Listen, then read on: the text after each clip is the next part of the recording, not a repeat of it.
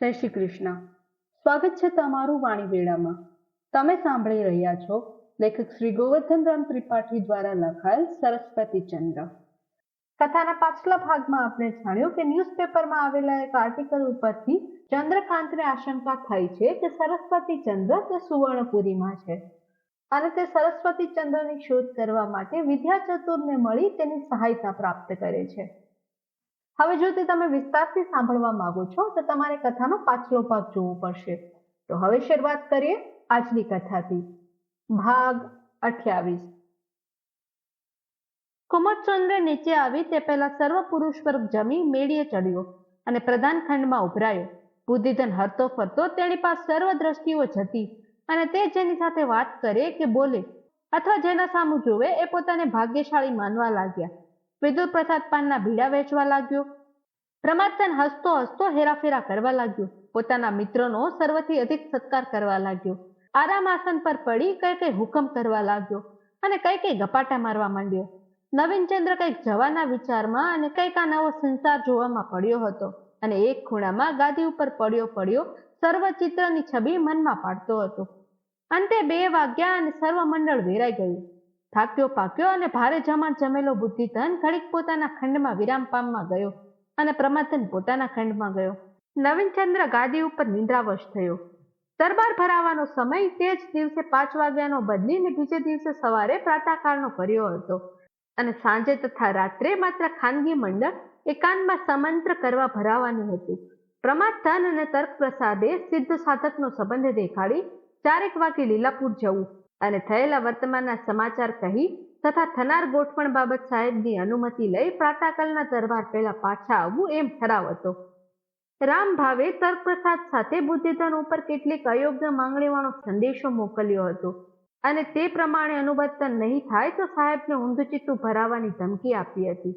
દરબારનો સમય બદલવાનું કારણ આ નવી ચિંતા હતી. બુદ્ધિધન પોતાના ખંડમાં ગયો તો સૌભાગ્ય દેવી ઉભેલી. સર્વ ચિંતા તે ઘડીક ભૂલી ગયો. દેવીનું તેને હાથ ચાલ્યો અને આજનો દિવસ કેમ ગાળ્યો એ ખબર પૂછી. દેવીએ નીચું જોયું, ઉત્તર દીધો નહીં. અમાત્ય બોલ્યો, આજનો દિવસ ઉત્સાહનો છે અને કાલ પણ ઈશ્વર કરશે તો આજના જેવી જ જશે. દેવી, હું માંદો બક્યો હતો તે સાંભળે છે? કાલ પોશાક મળ્યા પછી પ્રથમ મારે દયાશંકર કાકાને પગે લાગવું છે. માતૃશ્રીને કે પિતૃશ્રીને ઠેકાણે હવે એ જ છે. દેવી ખુશ થઈ ગઈ. લીલાપુરમાં આપણે રહેતા હતા અને નિર્ધન હતા ત્યારે આપણે બારીએ બેઠા હતા અને મેડમ સાહેબ મેનામાં બેસી જતા હતા તે જોઈ તે શું કહ્યું હતું તે સાંભળે છે? મેં એક મેનો તારા સારું છાનુંમાનું તૈયાર કરાવી મૂક્યો છે. કાલથી તારે રોજ એમાં બેસી પ્રાતઃકાળે રાજેશ્વરના દર્શન કરી આવવા. આજનો દિવસ એ એમના જીર્ણોદ્ધારનો પ્રતાપ. દેવી આનંદ નિસરણી ઉપર પગથિયું ચડી. અલગ કહેતી હતી કે કુમુદસુંદરીએ મારી પાસે મહાદેવના બાગની શોભા હમણાં બહુ વધારાવી છે. આપણે બીજું ખર્ચ પણ કરવું છે. કુમુદ સમજે છે તે ઠીક. એમની અને અલગની ઈચ્છા પ્રમાણે સૌ કરવું. હાસ તો ભોગ વૈભવ તો બાળકોના જ કે નહીં? આમ દંપતી પરસ્પર સ્નેહ વધારતા હતા અને આનંદની પરિસીમા આવવાની હોય તેમ બુદ્ધિધન તેના ભણી સ્નિગ્ધ લોચન ભર્યો જોઈ રહ્યો હતો. એવામાં દેવીના અંગ ઉપરથી જ કળી ગયો કે મારા કુળમાં વૃદ્ધિ થવાનો સંભવ છે. દેવીની લજ્જા ઉપરથી જ આ વિશે તેને ખાતરી થઈ. આટલા મોટા સપુત્ર થવા યોગ્ય બાળકોની દ્રષ્ટિ આગળ આ ગુપ્તીનો પ્રકાશ અતિશય રજાકારક થશે એ વિચારે દેવીના આનંદમાં રમણીય અમૂંઝવણ ભેળવી આર્યપતિએ રમણીય કારણ ભરી રમણીય ઈચ્છા દર્શાવી અને પત્નીવ્રત આર્ય સ્વીકારી કે હવેથી ઘરને જ વન ગણી વાનપ્રસ્થ ધર્મ પાળવો, ગૃહસ્થાશ્રમ બાળકોને જ સોંપી દેવો. આ ઈચ્છાનો સ્વીકાર થતા સૌભાગ્ય દેવી આનંદના શિખર પર ચડી. અર્થ માત્ર પુરુષાર્થ જ છે પણ કામાર્થ અને મોક્ષ સ્ત્રી પુરુષ ઉભયને અર્થે છે. સૌભાગ્ય દેવીનો કામાર્થ પૂરો થયો. કન્યા અવસ્થામાંથી મુગ્ધા અવસ્થામાં આવતા તેના મનમાં રમ્ય ઉલ્લાસ થયો હતો. તેમાં જ યુવા અવસ્થાના રમણીય બંધનોમાંથી છૂટી પશ્ચિમા અવસ્થાના પવિત્ર ધર્મબંધનમાં તે આજ હોશ ભરી સંક્રાંત થઈ. મોક્ષનો વિચાર નિરાળો કરવો પડે એ કઈ તેને ન હતું. પતિ એ જ મોક્ષ. આ અવતારમાં અને આવતા અવતારમાં, પ્રત્યક્ષ જગતમાં, પરોક્ષ સ્વર્ગમાં. ક્યાં તે વિચારની અગત્ય શી? સર્વત્ર ધર્માર્થ કામ મોક્ષમાં પતિ પ્રવાસ કરે ત્યાં છાયા પેઠે પત્ની જાય. તેના ફળ ભોગમાં જ પોતાનો ભોગ ખરો જ. પતિએ ધર્મપત્નીની ઈચ્છાથી કામ તજ્યો, ધર્મ સ્વીકાર્યો. હવે બીજું શું જોઈએ? જ્યાં પતિ ત્યાં મોક્ષ. સ્વર્ગમાં પણ પતિ ન હોય તો એ સ્વર્ગ શા કામનો? આર્યાઓ ગાય છે, વ્રજવાલુ રે વૈકુંઠ નહીં જાવું, ત્યાં મુજ નંદ કુંવર ક્યાંથી લાવું. ભરતખંડની પવિત્ર આર્યા, આ તારી અભિજાત વૃત્તિ એ સૌભાગ્ય દેવીમાં દેખાય. ભારતખંડના અભણ વર્ગને ઉચ્ચ વિચારો પાસે પહોંચાડનાર, સદાચાર વચ્ચે નાખનાર, ભણેલાની વિદ્યા જાળવનાર, પેલા ગાંડા જેવા દેખાતા મૂર્ખ, સુધરેલાના હાસ્યાસ્પદ, કાળબળે અવગણના પામેલ, દ્રવ્યહીન, દશાહીન અને દંભહીન, અંત તેજસ્વી શાસ્ત્રી પુરાણોની હજારો વર્ષથી નિર્મળ નદીઓ પેઠે વહેતી આવતી કથાઓના રસમાં ચંચુપાત થવાથી સૌભાગ્ય દેવી ધર્મ સંસ્કાર થઈ હતી. પતિ કારભારી થવા લાગ્યો અને તે જ ક્ષણે માગતામાં જ પોતાની ધર્મી ઈચ્છા આમ તૃપ્ત થઈ. હવે તે પતિની કેવળ ધર્મપત્ની જ બની. સંબંધ અશરીર થયો. પવિત્ર દેવીને આજ સૌભાગ્યની સીમા આવી ગઈ. આ જ ક્ષણે પતિમુખ જોતી જોતી આનંદમય રહી, ધર્મમય રહી મૃત્યુ પામું તો હું કેવી સૌભાગ્યવતી. સ્વર્ગમાં પણ પતિને દિવ્ય ચક્ષુથી જોયા કરું. આ વિચાર ક્ષણવાર તેના મનમાં સળગી રહ્યો અને પ્રફુલ્લ વદનવાળી પતિના પવિત્ર ચરણ સામું તેના હાથમાં હજી પોતાનો હાથ રાખી કવચિત પોતાના જ આંગળા થાબડી નમસ્કાર વર્ષાવતી દ્રષ્ટિ વડે જોઈ રહી. પતિ ચરણ જોતી દ્રષ્ટિ અંતરમાં વળી. નદીમાં શાંત રજનીને સમયે અંધકારને ડોલાવતા સપરિવાર ચંદ્રમાનું પ્રતિબિંબ પડી રહે તેમ પત્નીના હૃદયમાં સુવર્ણપુરીનું રાજ્ય ડોલાવતા પતિની મુદ્રા પડી રહી.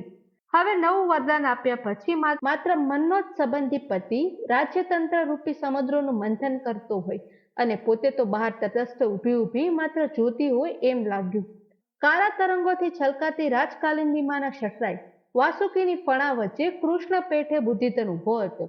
બળ અજમાવી રહ્યો હોય અને પોતે તો માત્ર તટ પરથી જોનારી ગોપી હોય તેમ જોટવા વાળો જમણા પગનો અંગૂઠો ધરતી ઉપર ઊંચો નીચો કરતી અને જોટવું ખખડાવતી સૌભાગ્ય દેવી પતિના હાથની અને પગની આંગળીઓ ગમતી કંઈક સંભળાય એમ ગણગણતી મનમાં ગાવા લાગી.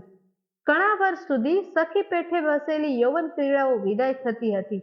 તેની પૂઠ જોઈ સ્નેહ સંબંધને બળે રોતી હોય અને તે છતાં નવા પ્રસંગનો આનંદથી સ્વીકાર કરતી હોય તેમ મૃગનયની વિશાળ આંખોથી હર્ષશોકના આંસુ મોતીની શેરો પેઠે ટપકાવા લાગી. આંસુ આવે છે તેનું ભાન તો તેને હતું નહીં. માત્ર ઊંડા હૃદયમાં ઊંડી પતિની મુદ્રા હતી. તેમાં સમાધિસ્થ થઈ. તે શૂન્ય નયનથી પતિ ચરણે ન્યાળથી ભાન વિના ઝીણા સ્વરે પોતે જ સાંભળે, પતિ જ સાંભળે એમ ગાઈ રહી. પોતે ગાય છે એ પણ ભાન ન રહ્યું. मेरी गई रे मथनिया, मेरी रे गई मथनिया, दधी कैसे वलोवू, पानी डोलत पवन डोलत डोलत सब दुनिया, शेष ऊपर भूबन डोलत नाग के नथनिया, झलक झलक आवत मही आवत उभनिया, डसक डसक आंसू आवत चोर गोवर धनिया, पानी में मुख देख देख करत हे रुदनिया, चंद्रमा को भोर भयो नंद के नंदनिया, मेरी गई रे मथनिया, मेरी गई रे मथनिया, दधी कैसे बोलोवू. कहत है कबीरदास सुनो मेरे मुनिया, नंद घर आनंद भयो गावत सब दुनिया, मेरी तो गई रे मथनिया, मेरी तो गई रे मथनिया, दधी कैसे बोलोवू. સ્ત્રીએ બંદીજનનું કામ કર્યું તે હૃદય વડે સાંભળતો પતિ આનંદ યોગમાં લીન થયો. વિશુદ્ધ સ્નેહ શિખર પામ્યો. પળવાર જીવન મુક્ત થયો. હવે કથામાં આગળ શું થાય છે તે જાણવા માટે તમારે કથાના આગળના એપિસોડની રાહ જોવી પડશે. અને જ્યાં સુધી અમે આગળનો એપિસોડ ના લઈને આવે ત્યાં સુધી જોતા રહો વાણીવેળા ઉપર અમારી અન્ય કથાઓ. ફરી મળીશું આવતા એપિસોડમાં. ત્યાં સુધી બધાને જય શ્રી કૃષ્ણ.